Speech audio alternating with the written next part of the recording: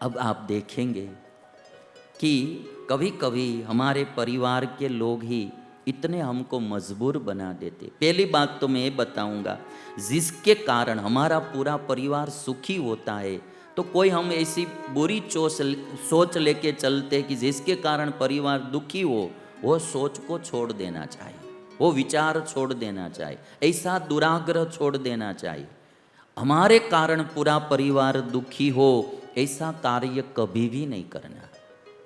कभी हमारा ईगो ऐसा होता है, अभिमान, कि मैं नहीं करूँगा, मैं वहाँ नहीं जाऊँगा, मैं ये काम नहीं करूँगा। नहीं, हमारे कारण यदि पूरा परिवार सुखी होता है तो अभिमान भी छोड़ देना।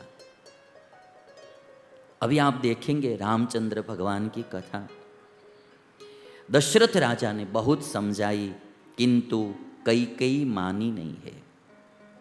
कभी कभार जीवन में हमारे ही लोग हमें इतना परेशान या मजबूर कर देते हैं और हम किसी को कह भी नहीं सकते, सह भी नहीं सकते हैं, किसी को कह भी नहीं सकते हैं। और इसीलिए किसी ने एक बहुत शेर अच्छा कहा, किसकी करूं फरियाद वो कोई पराये नहीं है, किसकी करूं फरियाद वो कोई पराये नहीं थे, जिसने किया घाव वो कोई पराये नहीं थे। किसकी करूं फरियाद वो कोई पराये नहीं थे, अपने ही थे, पराये नहीं थे।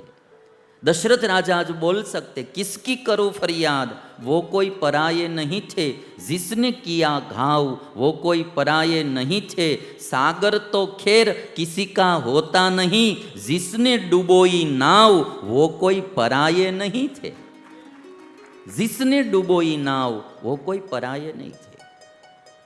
अभी दशरथ राजा के जीवन में 4 पुत्र थे, पढ़े लिखे थे, सब भाई प्रेम से भाव से रहते थे, ऐसी नाव सुख की चल रही थी, तब एक कैकेयी ने पूरी नाव को डुबो दिया। परिवार के एक सभ्य के कारण कभी कभार पूरा परिवार का सुख चैन चला जाता है। ऐसा निमित्त हम न बने, वो भगवान से प्रार्थना करना है।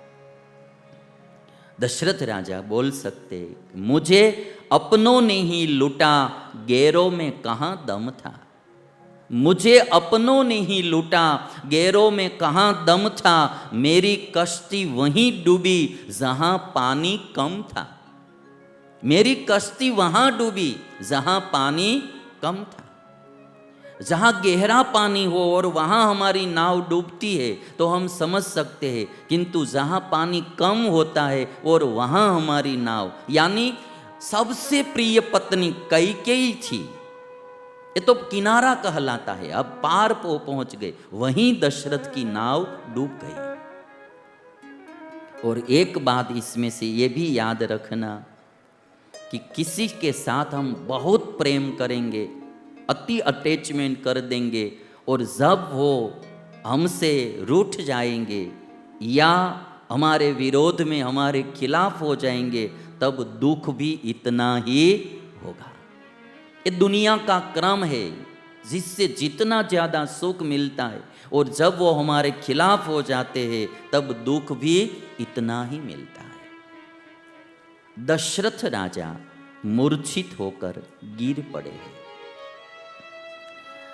कैकेयी कोई भी मानती नहीं, और तब कैकेयी ने कहा कि वचन देकर मुकर जाते हो, यदि आप वरदान देकर मुकर जाएंगे तो कुल को कलंक लगेगा। और क्या आपको ऐसा था कि मैं वरदान में चबेना मांगूंगी? आपको ऐसा था कि मैं कोई खाने की चीज वरदान में मांगूंगी? मैं भरत की सौगंध खाकर कहती हूं कि राम वनवास के बिना मुझे दूसरी कोई चीज नहीं चाहिए। दशरथ राजा कहते हैं, राम को वनवास देकर मैं सीता का दुख कैसे देख सकूंगा? मैं कौशल्या को और समाज को क्या उत्तर दूंगा? लोग मेरी निंदा करेंगे कि एक नारी के वश होकर कौशल्या और राम के साथ दशरथ ने अन्याय किया। राम को वन में विचरते और सीता को रोती हुई देखकर मैं ज्यादा नहीं जीऊंगा। बहुत समझाई फिर भी कई मानी नहीं। राजा मूर्छित हो गए। सुबह हुआ, आज राज्याभिषेक का समय हो गया था। अभी तक दशरथ राजा जागे नहीं थे। वशिष्ठ मुनि ने सुमंत्र को कहा कि तुम जाओ, आज राम का राज्याभिषेक का समय हो गया है और अभी तक राजा आए नहीं हैं। सुमंत्र जाते हैं तो पता चला कि महाराज तो कैकेयी के भवन में है। सुमंत्र वहां आए। राजा की दीन दशा देखकर सुमंत्र ने हाथ जोड़कर कहा कैकेयी से कि बात क्या है। कैकेयी ने कहा कि दशरथ को राम में बहुत प्रीति है और राम राम बोलते बोलते मूर्छित हो गए। एक बार आप राम को बुला के लाइए। सुमंत्र गए, राम को बुला के आए हैं। पिता की दीन दशा देखकर राम भी दुखी हुए। मां कैकेयी से कहते हैं कि मां, मैंने मेरे जीवन में कभी भी मेरे पिता को इतने उदास नहीं देखे। आज पहली बार मैं मेरे पिता को इतना उदास देख रहा हूं, बात क्या है। कैकेयी कहती है बात कोई ज्यादा नहीं है। मेरे 2 वरदान मांगने के थे, वो मैंने 2 वरदान मांग लिए। अब वो 2 वरदान देने के लिए समर्थ नहीं रहे। यदि तुम कुछ सहाय करो तो तुम्हारे पिता का वरदान सही रहेगा, सत्य बनेगा। राम कहते कि कौन सा वरदान। तो कहते हैं कि एक वरदान मैंने मांगा कि मेरा भरत को अयोध्या की गद्दी मिले। राम कहते कि माँ उसमें कौन सी बड़ी बात है, भरत भी मेरा भाई है। आज ही मामा के घर से भरत जी को बुला लो और गद्दी पर भरत को बिठा दो। दूसरा वरदान कौन सा है। कोई दूसरा वरदान ये है कि 14 साल तुम्हें वन में जाना है। राम कहते कि माँ उसमें भी कौन सी बड़ी बात है, मैं वन में जाऊंगा, ऋषि मुनियों का सत्संग करूंगा, कथा सुनूंगा, इससे तो बड़ी भाग्य की मेरी कौन सी बात होती है। आप भरत को बुला लीजिए और मैं वन में जाने के लिए तैयार हूं। कैकेयी कहती है तुम वन में चले जाओ, हम भरत को बाद में बुला लेंगे। रामचंद्र भगवान के जीवन में हम देखेंगे अचानक कोई दुख आ जाता है तो भी राम बिल्कुल विचलित नहीं हुए। इनको स्थित प्रज्ञ कहा जाता है।